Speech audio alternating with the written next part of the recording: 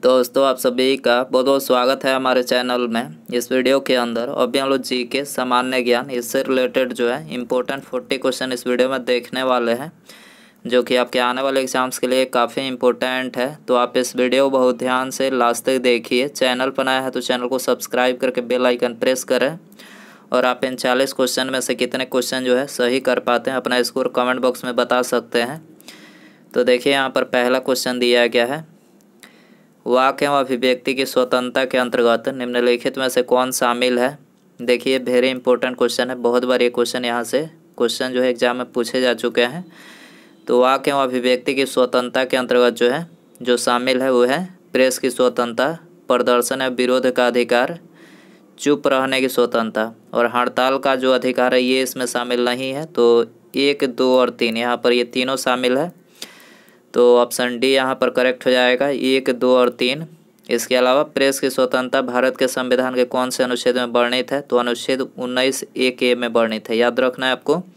Question number 2 है, संविधान के किस अनुच्छेद में यह वर्णित है कि राज्य न्यायपालिका को कार्यपालिका से पृथक करेगा। तो राज्य न्यायपालिका को कार्यपालिका से पृथक करेगा कौन से अनुच्छेद में है ये, अनुच्छेद 50 में। अनुच्छेद 50 ऑप्शन सी करेक्ट हो जाएगा। क्वेश्चन नंबर 3 है, भारत की संसद निम्नलिखित में से किससे मिलकर बनती है। तो भारत की संसद जो है ये लोकसभा, राज्यसभा और राष्ट्रपति, ठीक है, उपराष्ट्रपति नहीं रहेगा इसमें, ये तीनों रहेगा, ठीक है। लोकसभा, राज्यसभा और राष्ट्रपति से मिलकर जो है भारत की संसद बनती है। तो ऑप्शन सी यहाँ पर करेक्ट हो जाएगा।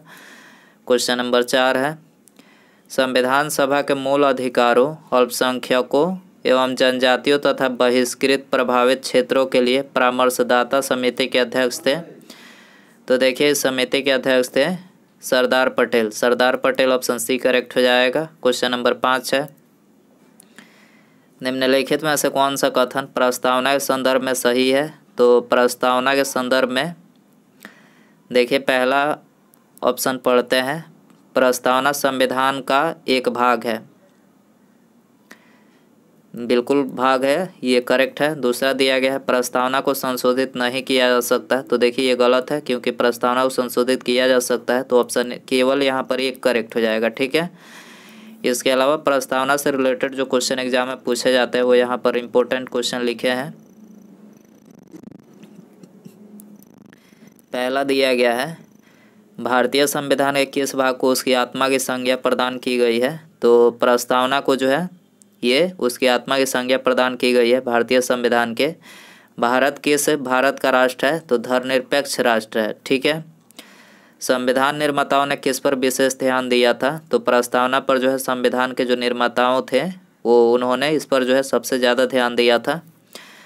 अगला क्वेश्चन है, भारत एक धर्मनिरपेक्ष राज्य, इसका मतलब है कि भारत राज्य, तो देखिए इसका मतलब है कि भारत राज्य किसी निश्चित धर्म का समर्थन नहीं करता है।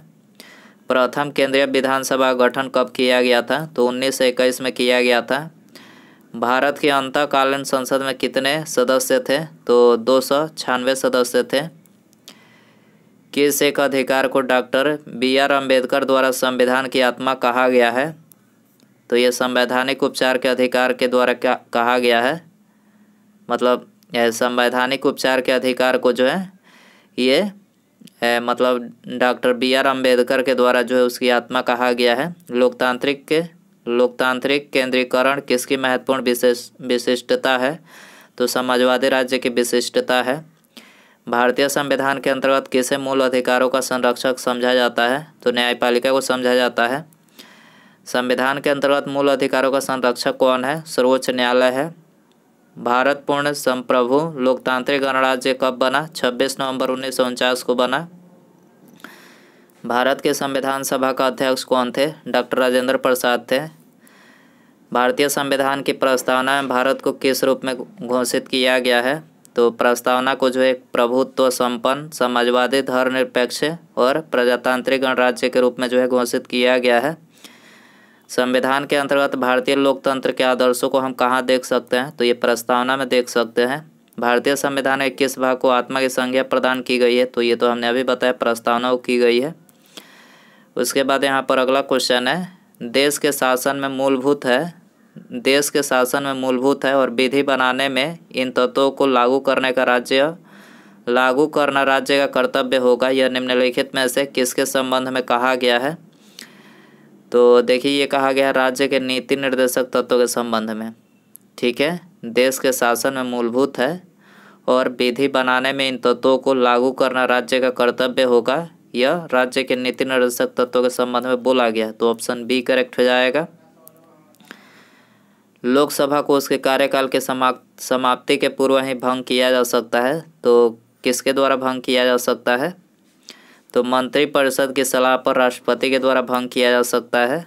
अगला क्वेश्चन है कि संविधान संशोधन अधिनियम द्वारा यह प्रावधान किया गया है कि राष्ट्रपति राष्ट्रीय आपातकाल की उद्घोषणा केवल मंत्रिमंडल की लिखित सिफारिश प्राप्त होने पर ही कर सकता है। तो कौन से संशोधन में किया गया है? 44वें संशोधन में। ठीक है, में यह प्रावधान किया गया है कि राष्ट्रपति जो राष्ट्रीय आपातकाल की उद्घोषणा केवल मंत्रिमंडल की लिखित सिफारिश प्राप्त होने पर ही कर सकता है, तो याद रखना है। अगला क्वेश्चन है एमाइलेज एंजाइम का स्राव किसके द्वारा होता है? एमाइलेज एंजाइम का स्राव किसके द्वारा होता है? अग्न्याशय के द्वारा। अग्न्याशय जो है मानव शरीर की दूसरी सबसे बड़ी ग्रंथि है और यकृत जो है मानव शरीर की सबसे बड़ी ग्रंथि है, तो याद रखना है अग्न्याशय। अगला क्वेश्चन है वृक्क के बाहरी तथा भीतरी भाग को क्रमशः कहा जाता है, क्या कहा जाता है? तो बाहरी और भीतरी भाग को बताना है। तो देखिए बाहरी भाग को जो है कोर्टेक्स बोला जाता है और भीतरी भाग को जो है मेड्यूला, तो ऑप्शन ए करेक्ट हो जाएगा। अगला क्वेश्चन है रक्त शर्करा को नियंत्रित करने के लिए इंसुलिन का स्राव किस ग्रंथि से होता है? तो इंसुलिन का जो स्राव होता है अग्न्याशय ग्रंथि से। अग्न्याशय ऑप्शन सी करेक्ट हो जाएगा। मुद्रास्फीति तथा बेरोजगारी के मध्य के संबंधों को दर्शाता है। मुद्रास्फीति तथा बेरोजगारी के मध्य के संबंधों को दर्शाता है, तो ये फिलिप्स वक्र दर्शाता है, ये करेक्ट हो जाएगा। अगला क्वेश्चन है घाटे की वित्तीय व्यवस्था का अर्थव्यवस्था पर क्या प्रभाव पड़ता है? तो मुद्रा आपूर्ति में वृद्धि होती है। घाटे की वित्तीय व्यवस्था का अर्थव्यवस्था पर क्या प्रभाव पड़ता है? मुद्रा आपूर्ति में वृद्धि, ऑप्शन बी करेक्ट हो जाएगा। आरबीआई का लेखा वर्ष है, तो 1 जुलाई से 30 जून है, 1 जुलाई से 30 जून, ऑप्शन ए करेक्ट हो जाएगा। अगला क्वेश्चन है भौतिक मानचित्र में किसे शामिल किया जाता है? भौतिक मानचित्र में किसे शामिल किया जाता है? पर्वत, पठार, मैदान और महासागर। ठीक है, यहाँ पर चारों को शामिल किया जाता है। ठीक है, तो ऑप्शन बी में दिया गया है, ऑप्शन बी 1, 2, 3, 4। भारत में कौन सा शहर सबसे पारंपरिक कढ़ाई शैलियों में से एक चिकनकारी के लिए विश्व प्रसिद्ध है? तो कौन सा शहर है? तो ये है लखनऊ। ठीक है, लखनऊ सबसे पारंपरिक कढ़ाई शैलियों में एक चिकनकारी के लिए जो है विश्व प्रसिद्ध है, तो ऑप्शन बी करेक्ट हो जाएगा। अगला क्वेश्चन है निम्न में से कौन सा देश स्थल रूढ़ देश है? स्थल रूढ़ देश कौन सा है? स्विट्जरलैंड है, स्विट्जरलैंड, ऑप्शन सी करेक्ट हो जाएगा। अगला क्वेश्चन है अंतर्राष्ट्रीय तिथि रेखा किस महासागर से होकर गुजरती है? तो अंतर्राष्ट्रीय तिथि रेखा जो है ये प्रशांत महासागर से गुजरती है। दोस्तों वीडियो पसंद आ रहा है तो प्लीज़ वीडियो को लाइक ज़रूर कर दें, अपने दोस्तों में शेयर कर सकते हैं। चैनल पर नए हैं तो चैनल को सब्सक्राइब करके बेल आइकन प्रेस करें। अगला क्वेश्चन देखते हैं इंसान का जन्म सबसे पहले किस देश में हुआ था? इंसान का जन्म सबसे पहले कहाँ पर हुआ था? अफ्रीका देश में, अफ्रीका देश, ऑप्शन सी करेक्ट हो जाएगा। कर्क रेखा किस देश से होकर नहीं गुजरती है? तो कर्क रेखा जो है ब्राज़ील से होकर नहीं गुजरती है, ब्राज़ील। भारत में बात करें कर्क रेखा किन राज्यों से होकर गुजरती है? तो भारत के 8 राज्यों से कर्क रेखा गुजरती है, आपको पता होना चाहिए। गुजरात, राजस्थान, मध्य प्रदेश, झारखंड, छत्तीसगढ़, त्रिपुरा, पश्चिम बंगाल और मिजोरम। ठीक है, ये भारत के 8 राज्य हैं जिनसे होकर कर्क रेखा गुजरती है। अगला क्वेश्चन है निम्नलिखित में से कौन सा भारतीय राज्य 3 देशों के साथ सीमा रेखा नहीं बनाता है? कौन सा भारतीय राज्य 3 देशों के साथ सीमा नहीं बनाता है? तो यह है मिजोरम नहीं बनाता है। ठीक है, ऑप्शन सी करेक्ट हो जाएगा। अगला क्वेश्चन है प्रति चक्रवात की विशेषता होती है स्वच्छ आसमान, स्वच्छ आसमान ऑप्शन डी करेक्ट हो जाएगा। अगला क्वेश्चन है अष्ट दिग्गज किसके दरबार में रहते थे? अष्ट दिग्गज किसके दरबार में रहते थे? कृष्णदेव राय के दरबार में, कृष्णदेव राय ऑप्शन बी करेक्ट हो जाएगा। पहली बार किसी के सती होने का प्रमाण कहाँ से प्राप्त होता है?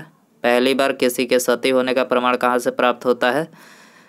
भानुगुप्त के एरन अभिलेख से, भानुगुप्त के एरन अभिलेख से प्राप्त होता है, ऑप्शन बी करेक्ट हो जाएगा। अगला क्वेश्चन है किस युद्ध के पश्चात बाबर ने गाजी की उपाधि धारण की? किस युद्ध के पश्चात बाबर ने गाजी की उपाधि धारण की?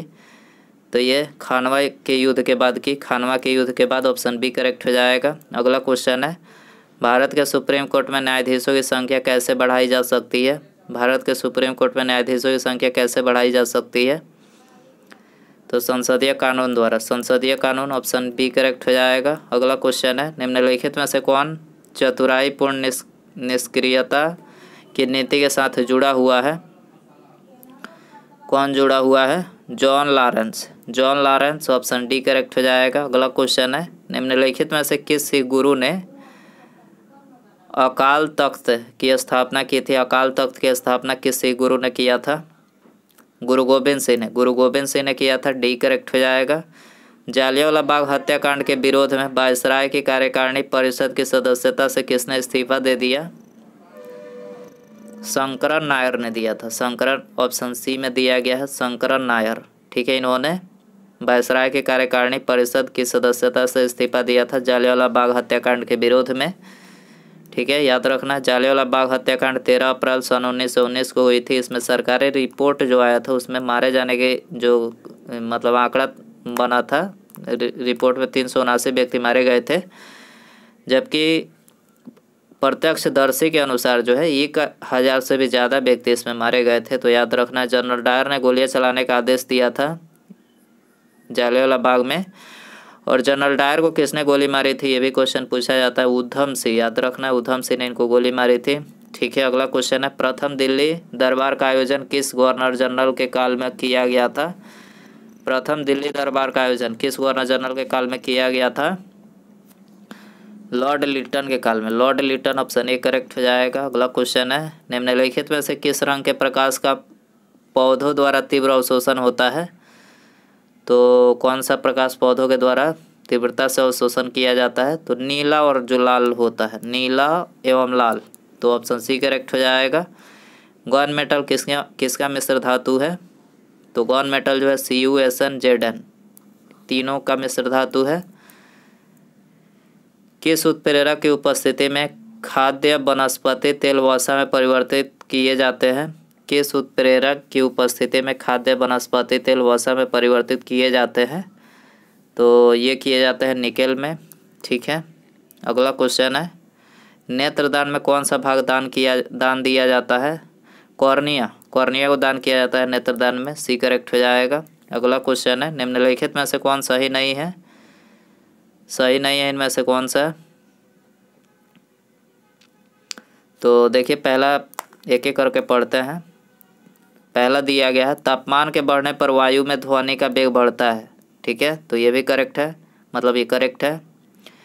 वायु में ध्वनि का वेग दाब पर निर्भर नहीं करता है, तो ये भी करेक्ट है। आर्द्रता के बढ़ने से वायु की ध्वनि वेग कम हो जाता है, तो देखिए कम नहीं होता है बल्कि बढ़ता है, यहाँ पर होना चाहिए, तो ये मतलब गलत है। अगला क्वेश्चन है आयाम तथा आवृत्ति के परिवर्तन से वायु में ध्वनि का वेग प्रभावित नहीं होता है, तो ये भी करेक्ट है। तो यहाँ पर गलत पूछा गया है, कौन सही नहीं है, तो सी हो जाएगा आंसर। प्रत्यावर्ती धारा को दिष्ट धारा में परिवर्तन करने वाली युक्ति को क्या कहते हैं? प्रत्यावर्ती धारा को दिष्ट धारा में, तो इसको बोलते हैं रेक्टिफायर। रेक्टिफायर बी करेक्ट हो जाएगा। सूची फर्स्ट को सूची सेकंड से सुमेलित कीजिए। लाइपेज की बात करें तो देखिए लाइपेज जो है वसा विघटन एंजाइम है। लाइपेज क्या है? वसा विघटन एंजाइम है। ये का 4 हो जाएगा। ट्रिप्सिन, ट्रिप्सिन क्या है? प्रोटीन का पाचन करता है।